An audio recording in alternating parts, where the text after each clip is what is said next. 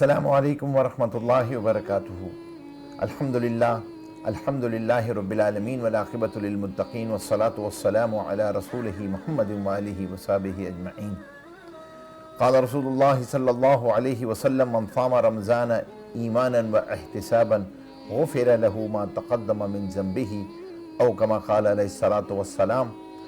وقال رسول اللہ صلی اللہ علیہ وسلم من قام رمضان ایمانا واحتسابا غفر له ما تقدم من ذنبہ او کما قال علیہ الصلاۃ والسلام۔ میرے مسلمان بھائیوں بہنوں، اللہ تبارک و تعالیٰ نے ہمیں رمضان المبارک کا مہینہ عطا فرمایا ہے۔ یہ بہت قیمتی مہینہ ہے۔ حضور پاک صلی اللہ علیہ وسلم اس کی آمد سے پہلے صحابہ اکرام رضی اللہ تعالی اجمعین کو جمع فرمایا اور فرمایا کہ دیکھو تم پر ایک مہینہ آنے والا ہے جو عظمت والا مہینہ ہے، رحمت والا مہینہ ہے، برکت والا مہینہ ہے، مغفرت کا مہینہ ہے۔ اللہ تبارک و تعالیٰ اس میں گناہوں کو معاف فرماتے ہیں۔ اللہ تبارک و تعالیٰ بندوں کی استغفار قبول فرماتے ہیں۔ تو یہ وہ مہینہ ہے جو انتہائی مبارک مہینہ ہے۔ فرمایا جس کا رمضان سلامتی کے ساتھ گزر گیا اس کا پورا سال سلامتی کے ساتھ گزر جائے گا۔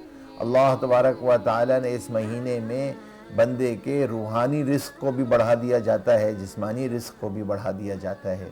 روحانی رزق میں اللہ تبارک و تعالیٰ اعمال کا اجر بڑھا دیتے ہیں۔ نفل پڑھو گے تو فرض کی برابر ثواب ہے، فرض پڑھیں گے تو 70 فرضوں کی برابر ثواب ہے۔ اور اللہ نے اپنی قربت کے حصول کے لیے کہ مجھ سے قریب تر ہو جاؤ 40 اضافی سجدے دیے ہیں جنہیں ہم تراویح کہتے ہیں۔ اور اسی طریقے سے اس رمضان کے اندر بندے کا ایک روزانہ روزے دار کی ایک دعا قبول ہو رہی ہوتی ہے۔ روزے دار کی روزانہ ایک دعا قبول ہوتی ہے، افطار کے وقت دعا قبول ہوتی ہے۔ تو دعاؤں کی قبولیت کا مہینہ ہے۔ تو اس رمضان کے اندر ہم رمضان کے حقوق ادا کرنے والے ہوں، رمضان کے اندر اس بات کا اہتمام کرنے والے ہوں کہ اس رمضان کا ایک ایک لمحہ قیمتی بن جائے، ہماری زبان اللہ کے ذکر سے رطب اللسان رہے۔ تو کیا کیا عمل کرنے کے کام ہیں؟ کچھ رمضان میں کرنے کے کام ہیں جس کا ہم اہتمام کریں۔ ایک تو یہ کہ رمضان المبارک کے اندر نمازوں کا اہتمام۔ نمازوں کا اہتمام کا مطلب یہ ہے کہ اذان کے بعد سے نماز کی تیاری، نوافل کا اہتمام کریں رمضان کے اندر۔ سحری پہ اٹھتے تو ہیں ہی، تہجد کی 2 رکعت نماز نفل، 4 رکعت نماز نفل، جتنا ہو سکے نوافل کا اہتمام کر لیں خاص طور پہ۔ اور اس کے ساتھ ساتھ یہ تو ہے نماز، اس کے ساتھ ساتھ بھائی جو عمل ہے وہ قرآن کریم کی تلاوت ہے۔ رمضان قرآن کا مہینہ ہے، جتنا ہو سکے قرآن کریم کو پڑھنا، قرآن کریم کو سننا۔ تراویح میں قرآن سن رہے ہیں، قرآن پڑھیں بھی، ترجمے کے ساتھ قرآن کریم پڑھیں۔ کوشش کریں ایک رمضان میں قرآن کریم ترجمے کے ساتھ پورا ہو جائے، ایک ہمارا جو ہے وہ کم از کم تلاوت کے ساتھ پورا ہو جائے۔ رمضان میں قرآن کریم کی تلاوت کا خصوصی طور پہ اہتمام کیا جائے۔ اور اس کے ساتھ ساتھ رمضان المبارک کے اندر صدقات کا دینا، صدقے کا دینا۔ فرمایا ایک کھجور کے دانے سے بھی اگر افطار کراؤ گے تو تمہیں روزے دار کے پورے روزے کا اجر مل جائے گا۔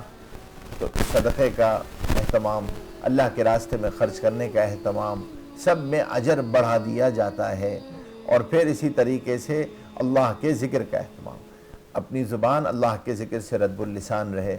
خاص طور پہ پہلے کلمے کا ذکر، استغفار کا ذکر، ہم خاص طور پہ اس بات کا اہتمام کریں کہ ان اذکار کا اہتمام کریں، ذکر کا اہتمام کریں۔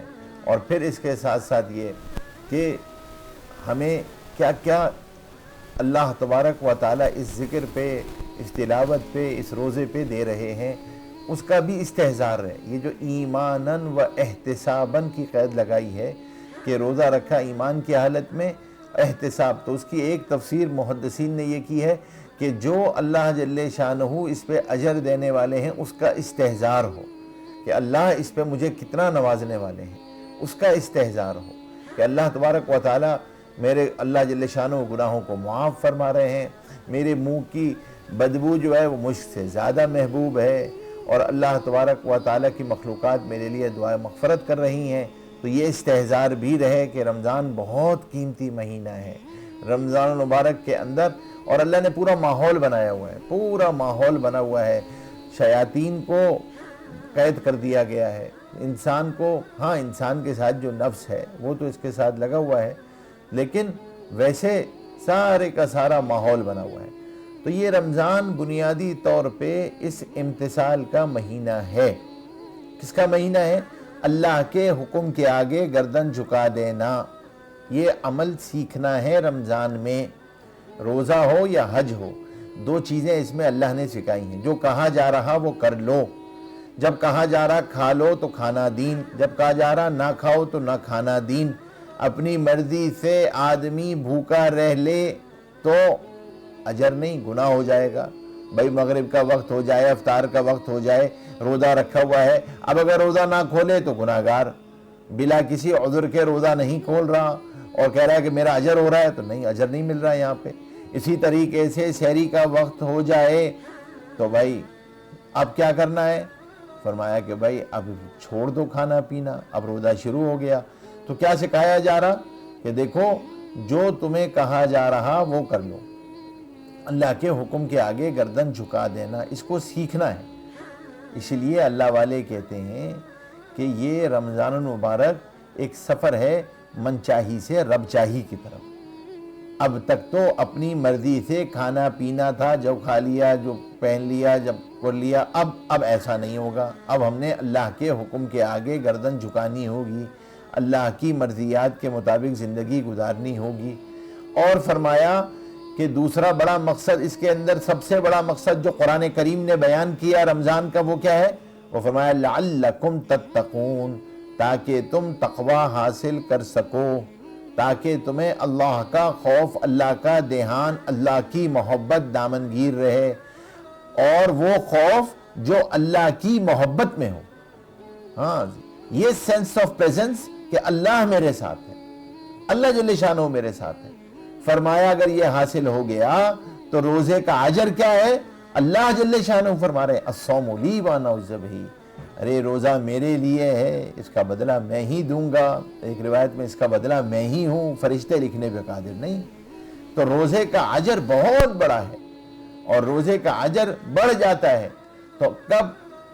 مقصد کیا ہے؟ مقصد یہ ہے کہ ہمیں اللہ کا دھیان نصیب ہو جائے، اللہ دیکھ رہے ہیں، اور آدمی تکلفاً اس کی مشق کر رہا ہوتا ہے۔ اللہ جل شانہ پورا، گرمیوں کا رمضان ہے ہمارے یہاں پاکستان کے اندر، گرمی کا رمضان ہے اور سخت گرمی ہے، آدمی کمرے میں آ جائے، ٹھنڈا کمرہ ہو، وہاں پہ ٹھنڈا پانی رکھا ہوا ہے، اور پانی پینے کا دل بھی چاہے، طبیعت للچائے، اور اندر سے چٹخنی بند کر لے تو کوئی اندر نہ آئے، لیکن کچھ نہیں کرتا اور پانی نہیں پیتا۔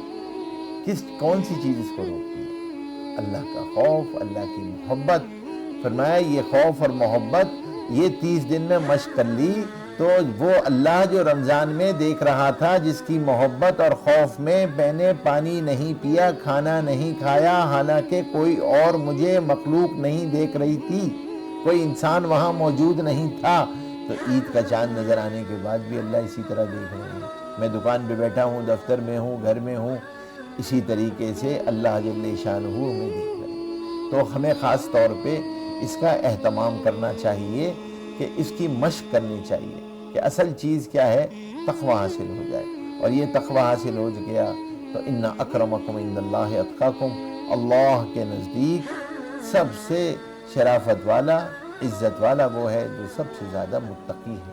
تو اللہ کا خوف، اللہ کا دھیان دامن، اللہ سے دعا ہے اللہ جل شانہ ہمارے رمضان مبارک کو سلامتی والا بنائے، عافیت والا بنائے، رحمت والا بنائے، برکت والا بنائے، اور اس کی تمام رحمتوں برکتوں سے اللہ تبارک و تعالی مستفید ہونے کی توفیق نصیب فرمائے، ہماری آپ کی سب کی عبادتوں دعاؤں کو قبول فرمائے، اور جو آفتیں وبائیں آئمی ہیں اللہ تبارک و تعالی ہم سب کی اس سے حفاظت فرمائے۔